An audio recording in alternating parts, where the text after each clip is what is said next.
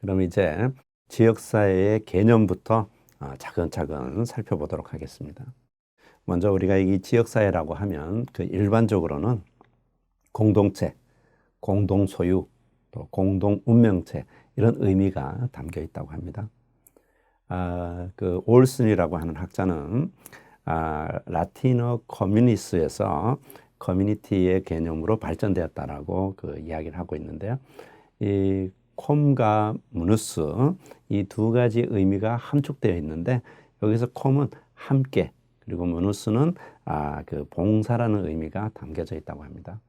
우리가 전통적으로 가만히 생각해 보면 어려움이 있을 때 서로 돕고 도움을 주고받고 하는 그 상부상조. 그러니까 지역사회라고 하는 것은 이제 그러한 그 서로 이웃 간의 그 돌봄의 어떤 그 기능이 유지된 것을 알 수 있어요. 그래서 정서적으로 그 의미가 그 담겨져 있다라는 것을 그 이해하시면 좋겠습니다. 그래서 흔히 우리는 그 커뮤니티라는 이야기와 또 지역사회라는 이야기를 병용해서 쓰기도 하고 최근에는 공동체라는 단어를 또 많이 쓰고 있죠. 거기다가 또 마을이라는 단어를 앞에 붙여서 마을 공동체라고도 이야기를 많이 하고 있습니다. 자, 우리가 이 지역사회 개념을 다양한 그 의미 파악을 통해 가지고 공부하는 이유가 있을 텐데요. 그것은 사회가 변화함에 따라서 지역사회라고 하는 그 의미도 그 함께 변화하기 때문인 것 같아요. 그래서 지역사회 개념이 역사적으로 어떻게 변화했는지, 변천해 왔는지 이런 것들을 살펴보는 것은 지역사회의 어떤 그 성숙, 또 지역사회의 복지 실천의 어떤 그 방향 이런 것들을 이해하는 데도 도움을 준다라고 볼 수 있겠습니다. 자, 그러면 그 단계적으로 살펴보도록 하겠습니다. 자, 먼저 그 산업화 이전 그 어떤 전통사회 구조 속에서 이 커뮤니티 지역사회는 어떻게 해석이 되었는지 소개드려 봅니다. 14세기에는 지위가 높은 상층 계급과 또 일반 평범한 시민들, 또 일반 시민들 이런 사람들을 구분해서 이야기를 했는데 여기에서 일반 시민들의 사회를 그 흔히 지역사회의 그 범주에서 해석이 되었다고 합니다. 그러다가 16세기를 전후해서 일반 시민의 사회적 역량을 또 사회적 역할을 강조하는 그래서 시민들의 어떤 그 성숙된 사회 참여 이러한 것들을 강조하는 방향으로 발전되었다고 합니다. 그래서 이에 따라서 커뮤니티는 일반 시민이라는 그 의미를 넘어서 국가 그리고 그와 대비되는 시민사회 그리고 더 나아가 공동 요소를 지니고 있는 어떤 특성을 이야기한다라고 그 16세기에 들어서서 이야기를 하고 있습니다. 그러니까 시민이 어떤 이 위정자들의 또 사회 권력층들의 시민의 성숙 이것이 건강한 사회로 가는데 기인되어 있다라고 하는 그런 의미가 역량이라고 하는 그 단어 속에 함축되어 있는 것을 우리가 또 이해할 수 있습니다. 그러다가 산업화가 진전되면서 19세기 그 사회에서는 또 이 지역 사회를 어떻게 그 해석하고 있는지 살펴보겠습니다. 먼저 이 산업화는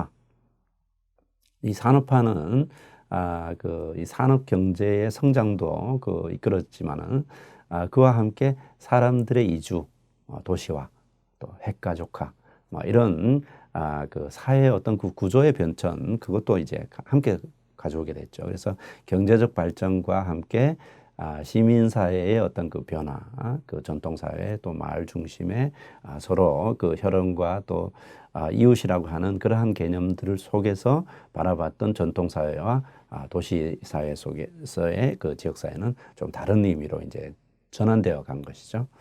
그래서 산업사회의 어떤 이 특징이 강화되고 커뮤니티는 새롭게 출현한 산업사회와 또 대비되는 전통사회의 지역성을 그 향수, 그러한 것들을 함축하고 있었다라고도 볼 수 있겠어요.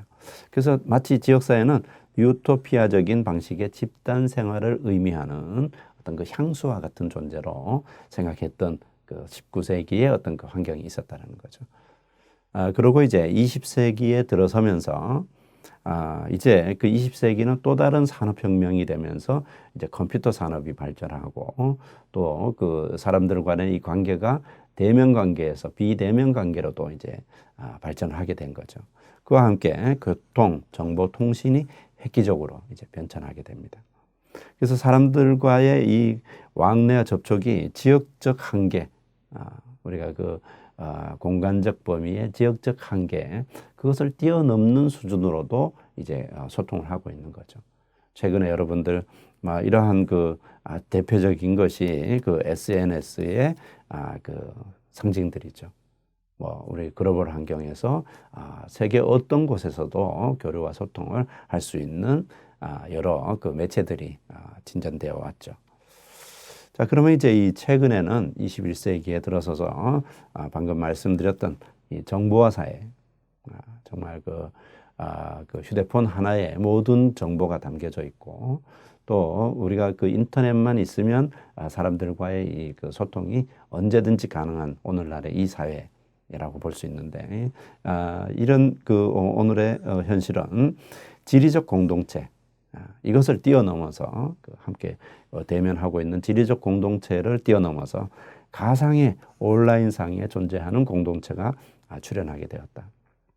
그래서 이것은 지리적 특성과 더불어서 기능적 특성, 서로 어떤 그 정서적인 공유가 가능한 기능적인 그 특성이 커뮤니티 개념 속에 이제 함축되기 시작한 거죠. 그래서 그 예들이 온라인 공동체, 또 사이버 공동체, 네트워크 공동체, 이러한 개념으로 진전되었고요. 그래서 그 용어는 인터넷 기반의 공동체가 탄생되었다라는 거죠. 여러분들도 그 페이스북이라든가 트위터라든가 이러한 그 소통을 하고 있을 텐데요.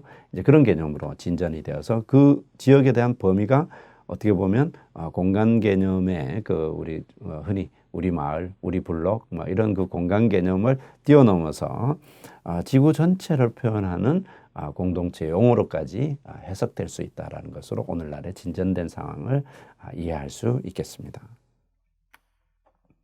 그래서 이러한 것은 그 특정 지역, 특정 마을을 의미하는 것뿐만이 아니라 공통의 어떤 그 당면 과제에 대한 연대적인 협동체, 또 다양하고 역동적이고 또 의사소통이 이루어지는 어떤 그 온라인 오프라인의 네트워크까지 포함하는, 그래서 지리적, 또 이것은 이제 공간적인 그 의미죠. 그리고 기능적,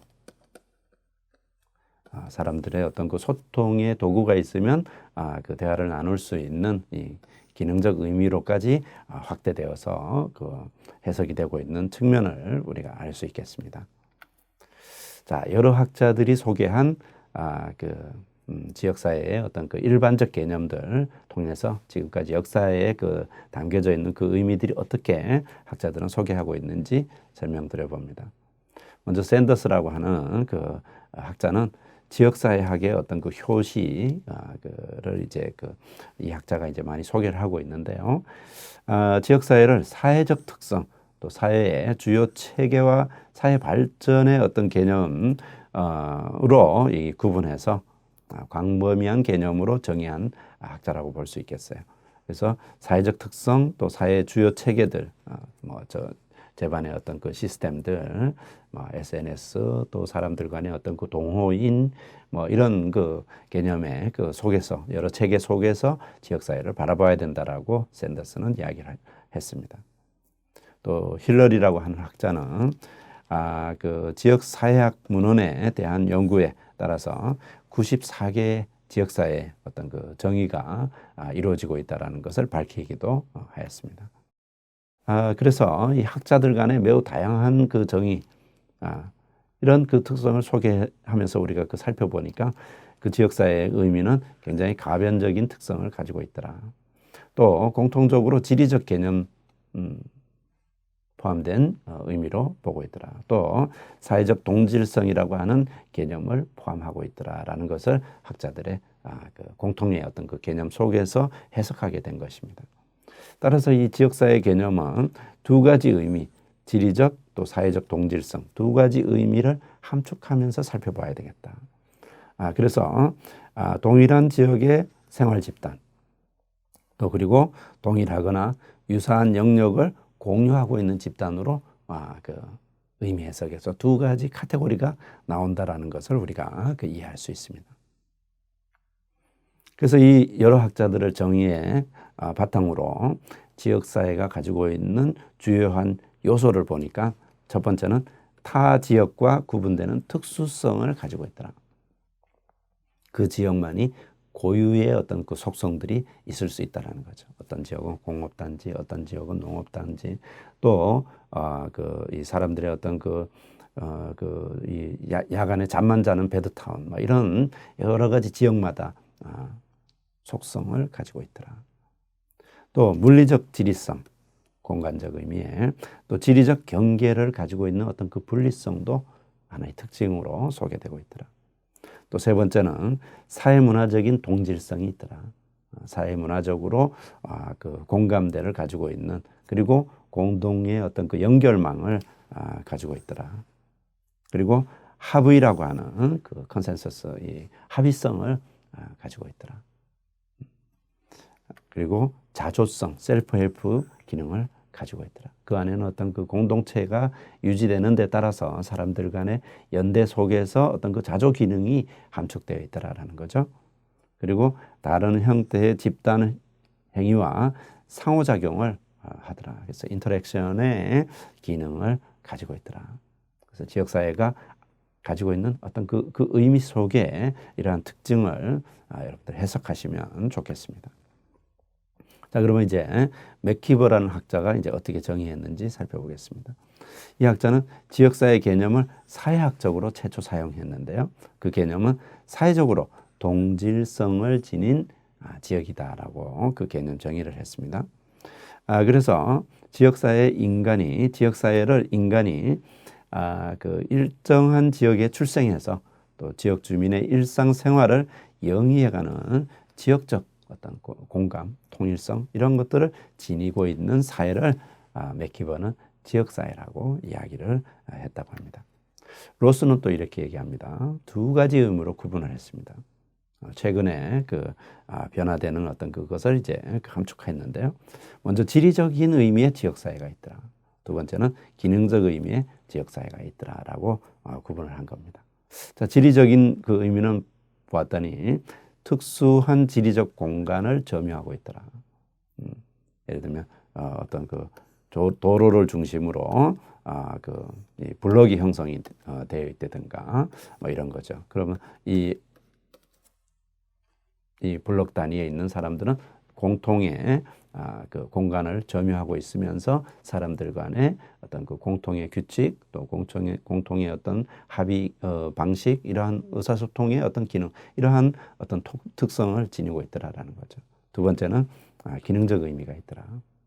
기능적 의미는 복지나 농업이나 교육이나 종교 등등의 영역에서 공동의 관심과 기능을 가지고 있는 사람들이 서로 모이더라.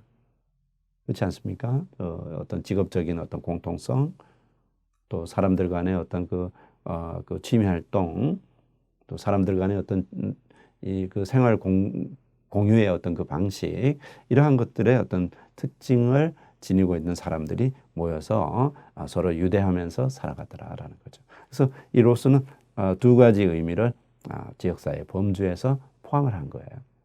그래서 지역사회는 일상생활의 욕구를 충족시키는 수단의 공통적 관심이라고 하는 것이 있어야 로스는 지역사회라고 이야기할 수 있다라고 소개하고 있습니다. 로스의 정의를 바탕으로 우리가 두 가지 의미를 좀 더 구체적 개념 정의를 해보니까 이제 이러한 것이 됩니다. 먼저 공간적 의미의 지역사회인데요. 자, 지역 주민이 이 공통의 어떤 생활 기반으로 일정한 지역, 바운더리, 일정한 지역을 중심으로 공동생활을 공유하고 있더라라고 하는 거죠.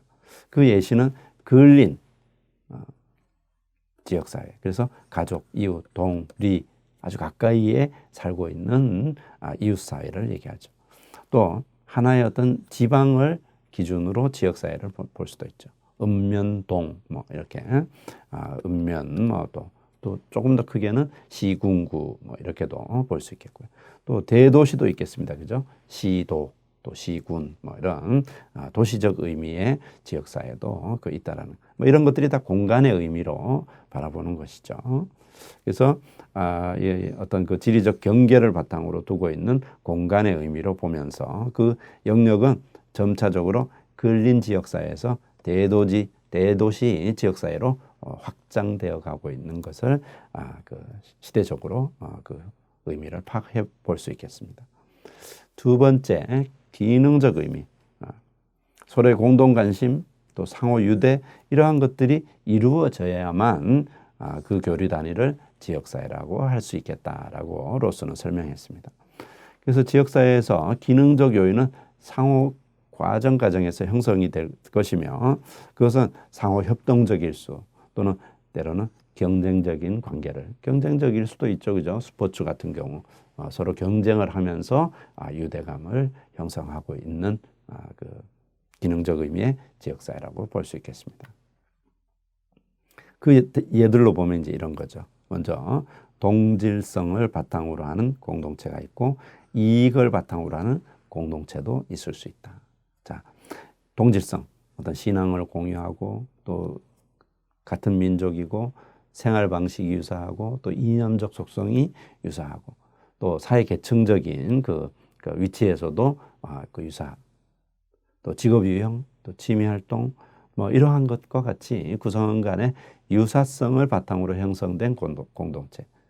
그렇지 않습니까? 우리가 어떤 곳에 뭐 해외를 나가거나 또 여행을 가거나 그럴 때 거기서 만나는 그 한국 사람들, 또 거기서 만나는 그 같은 지역의 사람들, 거기서 만나는 종교의 어떤 그 동일성, 뭐 이런 것들을 우리가 봤을 때 굉장히 친밀감을 가지고 대하듯이 그런 것처럼 그 동질성을 가지고 있는 공동체가 되겠습니다.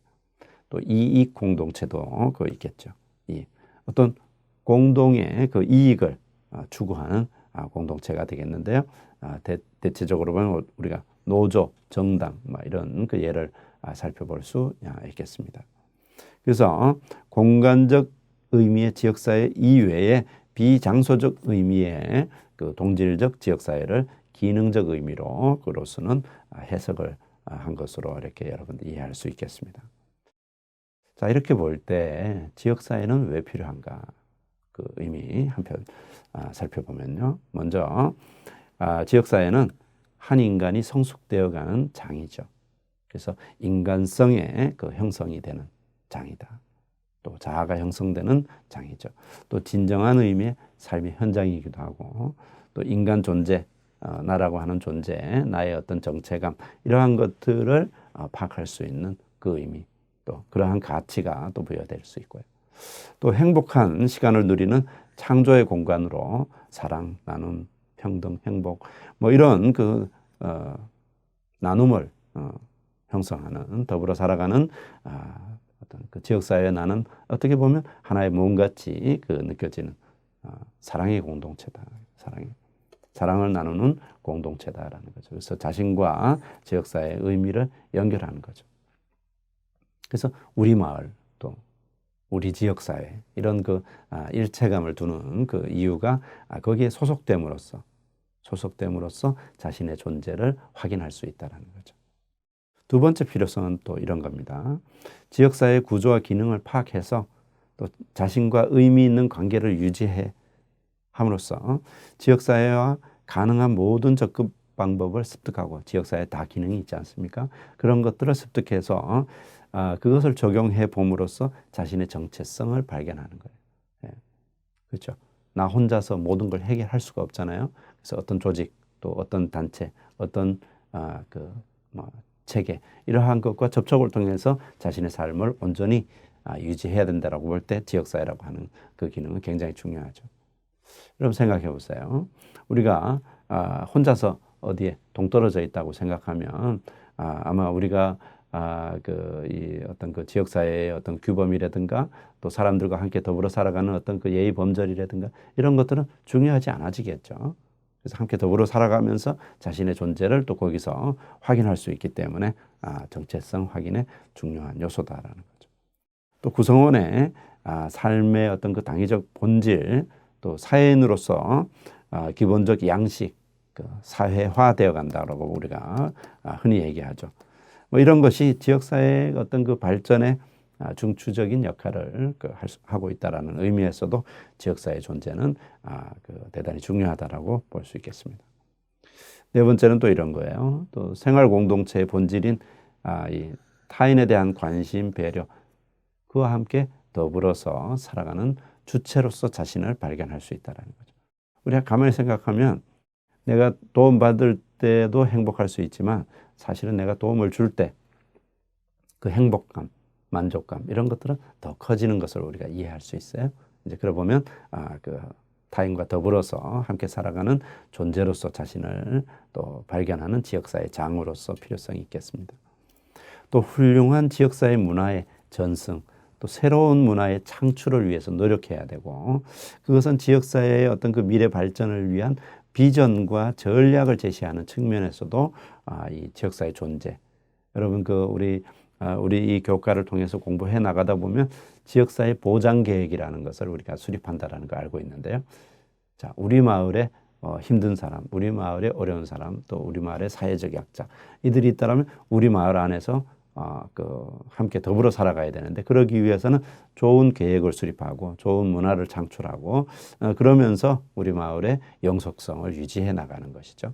이제 그런 계획을 수립하는 그 과정도 여러분들 이 시간을 통해서 함께 배울 수 있습니다. 그리고 참된 자아실현, 지역사회의 종합적인 이해를 도모해서 인간 삶을 이해하고, 우리가 가만히 생각하면 우리가 태어나서 가만히 생각하면 죽음으로 가는 그 삶을 우리가 살아가는 거예요. 그렇게 볼 때 그 과정에서 나라는 존재는 어떤 기여를 하면서 살아야 될 것인가, 늘 우리는 그런 생각을 하게 되죠. 그래 볼 때 참된 자아실현, 자기실현, 이런 것들은 굉장히 중요한 삶의 목표가 되는 것이죠. 가만히 생각하면 여러분 왜 사십니까? 우리는 왜 살아가나요? 어떤 이런 철학적 질문을 우리가 받게 되죠. 그럴 때 나는 무엇이 되고 싶다 이렇게 얘기할 수도 있겠지만, 사실은 그 본질적 의미는 행복하게 살기 위해서 살아가는 것이다. 태어난 것은 내 뜻대로 태어난 것이 아니지만 살아가는 그 전 과정은 내 뜻대로 살아가는 것인데, 그 목적은 행복해지기 위해서 살아가는 것이다. 이렇게 생각하면 우리의 존재 의미가 굉장히 커지겠죠. 그래서 지역사회 내에서 정보 창출자로서 그 자질을 함양하고, 그것은 더 나아가서는 지구촌의 세계 시민으로서 자질을 함양해 나가는, 그래서 그 과정이 어떤 그 행복의 지수와 또 연결되는, 그렇게 볼 때 이 지역사회라고 하는 이 장은 대단히 자기 인생의 행복을 추구하는 장으로서 대단히 중요한 그 범주라고 볼 수 있겠어요. 그리고 마지막으로는 이제 지역사회의 올바른 이해를 위해서 당면 문제의 틀과 해결 방향을, 그리고 미래의 방향을 제시하는 측면에서 이 지역사회의 필요성은 있다라고 하는 거죠. 즉 나만 잘 살아서는 안 된다라는 거죠. 결국 더불어서 살아간다. 이렇게 볼 때 내가 안전하다고 모든 것이 해결되는 건 아니죠. 지역사회가 안전하고 지역사회가 건강할 때, 즉 거기에 더불어서 나, 또 내 가족, 또 내 이웃이 함께 그 평안한 삶을 살아갈 수 있다라는 거죠. 그래서 그것은 지역사회 당면 문제를 해결해 나감으로써 그 우리 지역이 건강하고 성숙하고 그 바탕 속에서 내가 행복하다라고 하는 것을 파악할 수 있을 것입니다. 지역사회의 필요성 충분히 이해하셨죠? 네, 수고 많으셨습니다.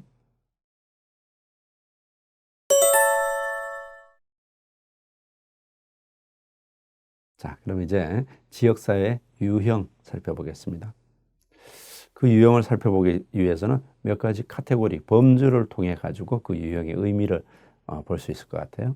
먼저 인구의 크기, 인구의 크기, 작은 지역도 있고 큰 지역도 있고, 그에 따라서 그 불악이라고 하는 작은 의미도 있을 수 있고 대도시라는 의미도 있을 수 있겠어요.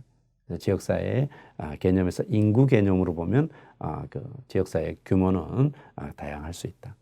경제적 기반도 있겠습니다.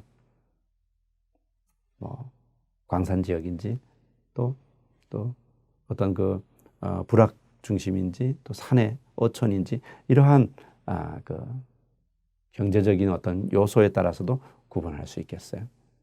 또 정부에서 그 규범으로 정한 그 행정 범위에 따라서도 구분할 수 있겠어요. 특별시, 광역시, 또 도시, 시군구, 읍면동, 또 그 안에서도 뭐 좀 더 좁게 보면 통반 뭐 이렇게 구분할 수 있죠.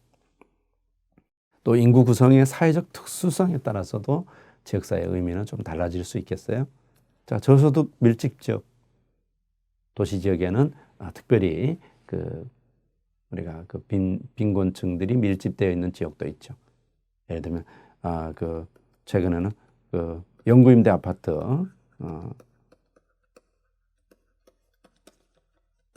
도 있고요. 과거에는 우리가 달동네라고 얘기했던 뭐 그런 요즘 뭐 그런 지역은 많이 도시개발의 측면에서 개선이 되었습니다만은 이런 임대 아파트의 지역도 있고요.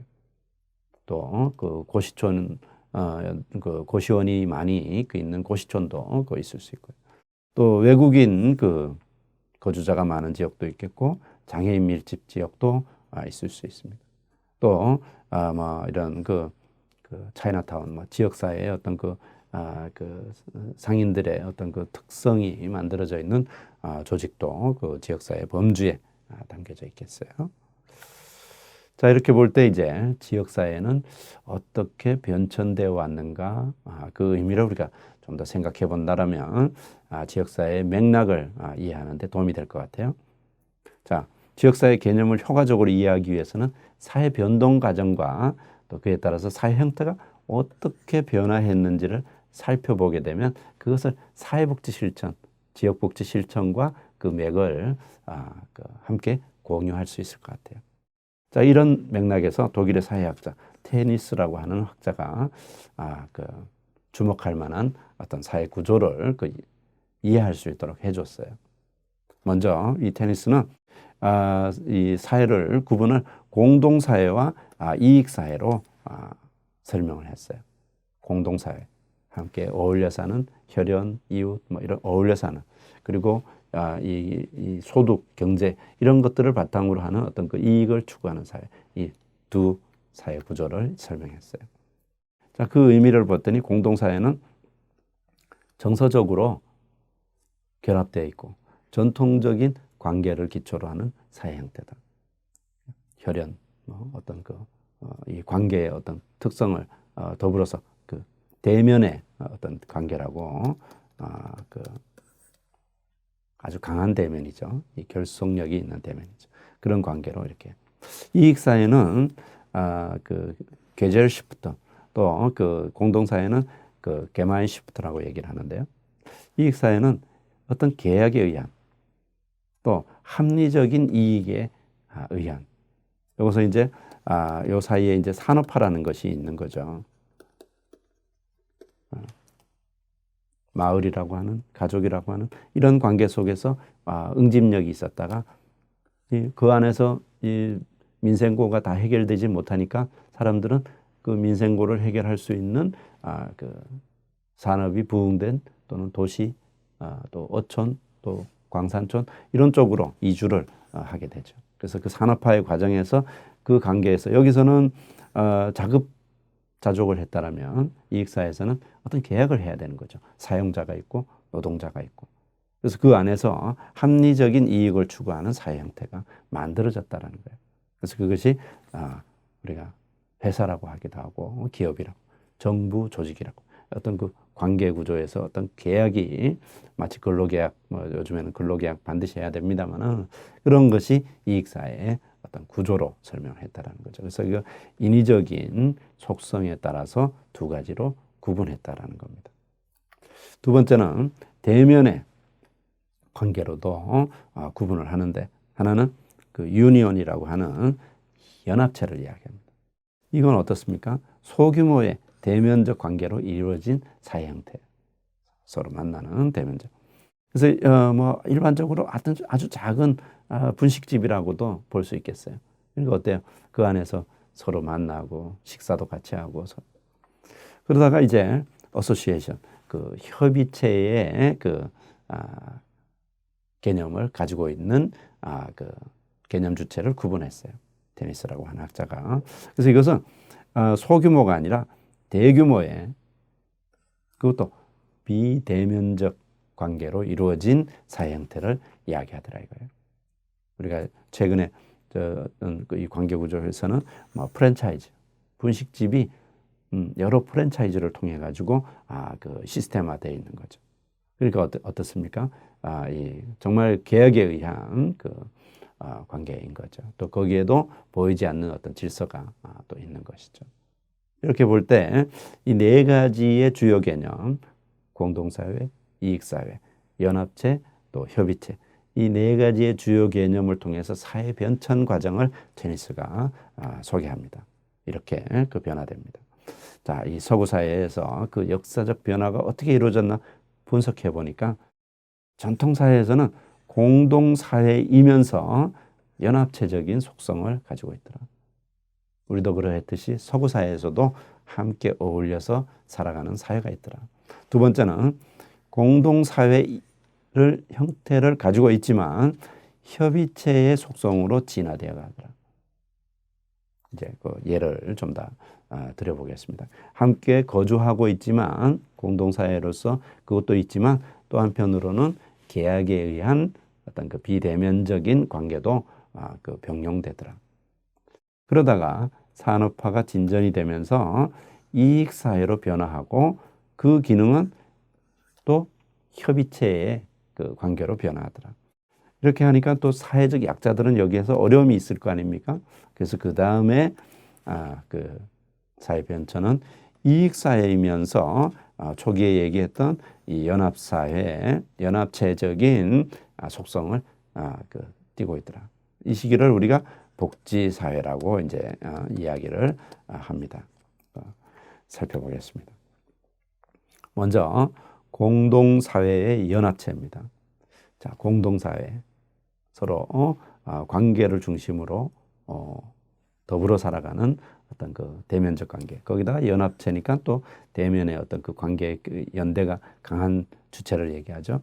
그래서 인간은 출생에 의해서 가족에 소속이 되고 그 가족 관계에서 본인의 합리성 이러한 것들을 추구하게 되는데 이 가족 관계 존재 자체는 개인의 합리성 이거보다는 가족이라고 하는 덩어리가 더 크다라고 하는 거죠. 그래서 공동사회 연합체는 가족, 여기에는 이제 핵가족도 있겠고 대가족도 있겠습니다. 더 전통사회에서는 이제 대가족 중심의 어떤 그 관계, 이런 예를 우리가 찾을 수가 있죠. 두 번째는 이제 공동사회의 연합 협의체가 됩니다. 개인적 연대 어떤 그 더불어서 살아가는 그 관계는 유지되지만 다만 그 노동의 구조 그 안에서 어떤 그 더불어 살아가는데 어떤 그 경제 구조는 어려움이 있으니까 경제 활동은 이제 밖으로 나가는 거예요. 그래서 공동노동, 공동소명을 기초로 이루어지는 거예요. 이것은 이제 예를 교회나 또 중세 그 사회에서 여러분 그 역사 공부할 때 길드라는 그 이야기 우리가 많이 들었을 텐데요. 이것은 상인들의 조직입니다. 상인들이 이제 다른 마을, 다른 지역으로 이제 그 상업 활동을 하면서 그 상인들의 어려움이 있을 수 있지 않겠습니까? 있을 때 서로 연대하는 조직체를 만들게 된 거예요. 그래서 그것을 공동사회의 협의체다. 흔히 우리가 상조 이런 거 하듯이 서로 도움의 기반을 협의체의 기능으로 계약에 의해서 만들어 놓은 거죠. 개나 품앗이 이런 것들이 이제 거기에 그 의미로 담긴 거죠. 세 번째는 이제 이익사회의 협의체입니다. 이익사회니까 어떻게 돼요? 이 단계는 굉장히 강렬한 경쟁이 이루어지는 긴장의 어떤 속성이 있겠죠. 합리성과 이해타산에 기초하여 정해진 목적과 수단에 의해서 활동하는 조직이다. 그러니까 이해타산, 서로의 어떤 그 합리성은 있지만 서로의 이익을 추구하는 활동 조직이죠. 기업, 회사 여기에 이제 뭐 다 포함이 되겠죠. 개인적 연대에 기초하는 행동이 이루어지지 않고 있으며 각 개인은 고립되고 각 개인 관계는 긴장 관계가 형성되기 쉽다. 여러분 우리가 기업의 조직 문화 이렇게 생각하면 이익사회의 협의체죠. 어떻게 보면 자신은 다른 사람보다 우월해질 때 승승장구하게 되잖아요. 그러니까 어떻게 돼요? 거기는 경쟁이, 긴장이 수반되어 있는 거죠. 그러니까 이런 그 긴장 관계 속에서는 사람들이 그 어려움이 닥쳤을 때 그 어려움을 어떻게 해결해야 되는가 이제 고민이 생기게 되는 단계라고 볼 수 있죠. 그래서 네 번째 단계는 이제 이익 사회는 거스를 수 없지만 연합체라고 하는 어떤 사회적 의미는 담아낼 수 있다라고 사회 변천에서 이야기를 합니다. 그래서 이익사회 협의체가 개인주의, 또 비인간화, 또 경쟁사회에서 치닫는 실패라고 하는 경쟁이라는 것은 그런 겁니다. 여러분, 이 경쟁이라는 것은 우리가 좋은 가치로 얘기하면 여기에는 반드시 그 성공이라고 하는 그 플러스적인 요소가 있습니다. 그러나 이 성공이라는 그 개념이 있음으로써 이 이면에는 그 마이너스 실패라는 그 환경이 있는 거죠. 예를 들어서 우리가 어떤 사람이 취업을 했어요. 굉장히 그 노력해서 취업한 거죠. 그러나 그 사람이 취업한 그 이면에는 비취업, 실업이라고 하는 개념도 분명히 담겨져 있는 거죠. 그래서 그것을 어떻게 해결할 것이냐, 이것이 이제 이익사회 연합체에서는 이제 나타나게 되는데, 현대사회 관료 조직 속에서 인간관계의 회복, 사회적 연대성을 통해서 공동사회의 특성을 도입하려는 그 노력을 찾아낼 수 있다라고 하는 것입니다. 그래서 사회적 협동조합, 또 사람들의 어떤 그 관계를 만들어낼 수 있는 그 대체 그 어떤 시스템, 체계 이러한 것들이 그 이익사회 연합체에서 나타나는 속성으로 소개가 되고 있습니다. 그렇게 볼 때 이 이익사회 연합체는 이 소비자, 이 협동조합 예를 들었으니까 소비자와 생산자가 공동으로 자금을 출자해서 그 조합의 어떤 상징을 통해서 서로 평등한 관계를 유지하려고 하는 것이에요. 자, 즉 우리가 이익사회 협의체, 기업이라고 하는 것은, 주식회사라고 하는 것은 사용자와 노동자로 구분이 되면서 노동자들의 노동 행위를 통해서 가장 이익을 많이 보는 사람이 사용자인 거죠. 그러니까 이런 노동자가 열심히 했는데 사용자가 급여를 더 많이 받는 구조라는 거죠. 물론 뭐 최근에는 반드시 또 자영업 등등에서 이렇게 볼 때 그렇지 않다 이렇게 얘기하는 예들도 있습니다만은 사회 구조적으로는 사용자가 자신의 이익을 추구하기 위해서 노동자를 고용하는 거죠. 근데 이 협동조합은 이 관계에서 불평등이 발생되었다라고 보는 사회 인식이 있는 거예요. 그래서 이 불평등을 해소하기 위해서는 이 주주라고 하는 협동조합 조합원은 평등의 관계, 평등의 관계를 통해서 공동 출자, 공동 그 이익 추구 이러한 것들을 하게 되고, 그 평등의 관계는 출자에게 관계없이, 여기에서는 지분이라는 것이 더 우월한 지분을 가질 수 있고 그렇지만 여기서는 그 출자에게 관계없이 1인 1투표 선거권을 가진다라고 하는 협동조합의 원리를 강조하게 된 거예요. 그래서 우리나라는 2012년부터 이 협동조합 설립이 좀 활성화되어가는 그 단계로 진입이 되었다고 합니다. 자, 이렇게 볼 때 이 테니스가 이야기한 4개의 사회 형태의 변천 과정에서 사회복지는 어떤 구조로 설명이 되는가 예를 들어 보겠습니다. 먼저 공동사회의 연합체에서는요, 혈연 이웃 친구 관계라고 했습니다. 이때는 사회복지가 굉장히 가족주의적인, 가족 책임주의적인 비공식적 복지였다는 거예요. 국가가 개인의 빈곤에 대해서, 개인의 어려움에 대해서 관여하지 않았다는 거예요. 두 번째, 공동사회 협의체는 어떤 그 이 사회 구조는 공동사회지만 어떤 계약 관계를 이야기했다고 그랬죠. 직업적 소명에 의한 사회 연대라고 그랬죠. 그러니까 이 교회나 길드에 의한 공식적 사회복지의 형태가 나타나기 시작했다. 어떤 조합, 길드 조합이라고 그랬죠. 그러한 조합주의적인 형태가 나타나기 시작했다. 그러면서 이익사회 협의체, 가장 긴장, 가장 어떤 그 경쟁에 의한 어떤 그 고립 이런 것들이 나타날 수 있는 사회라고 그랬는데 이 단계의 사회 연대 부족의 어떤 그 대체물로는 공공의 공식적 복지가 발전했고 민간의 사회복지가 발전하기 시작했다. 예를 들면 민간 중심의 사회복지는 여러분 이제 우리 수업에서 많이 얘기하게 되겠습니다만은 COS 자선조직협회라고 합니다. 또 인보관 이러한 조직체를 통해 가지고 지역사회복지 전달 체계의 그 외원, 그 원조 시스템 또 마을 중심에서 사람들의 어떤 그 조직적 활동 이러한 것들이 이루어지는 두 축이 있는데요.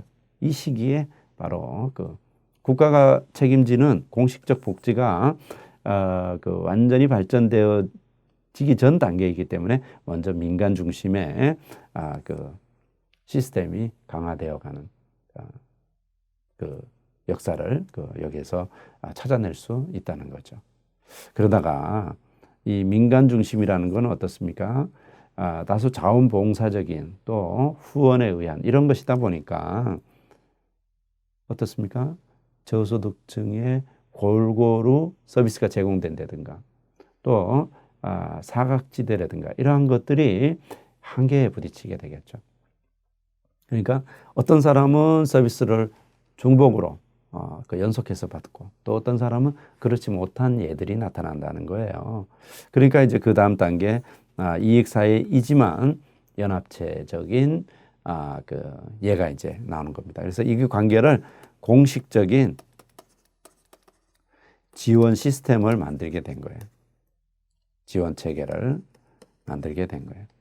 이 공식적인 지원 체계라고 하는 것은 바로 사회복지를 이야기하는 거죠. 자, 사회복지의 3대 축은 사회보험이 있습니다. 여러분들도 사회보험, 예를 들면 뭡니까? 우리가 지금 4대 보험, 4대 보험 얘기하지만 실제로는 이제 5대 보험이죠.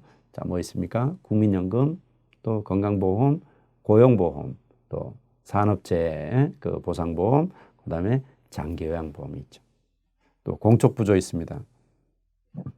이 사회보험은 본인의 기여를 통해서 그 보험료를 납부를 하면서 그 어려움이 있을 때 지원받는 거라면 그런데 이 본인의 기여가 어려운 사람도 있는 거예요. 그런 사람들은 어떻게 합니까? 국가에서 책임져야 되죠. 그래서 우리나라는 이제 국민기초 그 생활보장법, 국기법이라고 얘기하는 이 국민기초생활보장법이라고 하는 개념 속에서 기초생활수급 또 각종 기초생활수급의 급여 성격에 따라서 지원되는 거죠.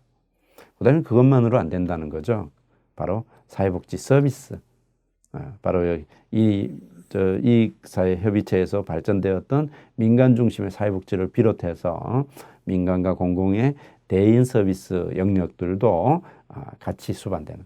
그래서 이익사회연합체에서는 사회복지의 기틀이 만들어지는 단계로 진화되어 왔다는 겁니다.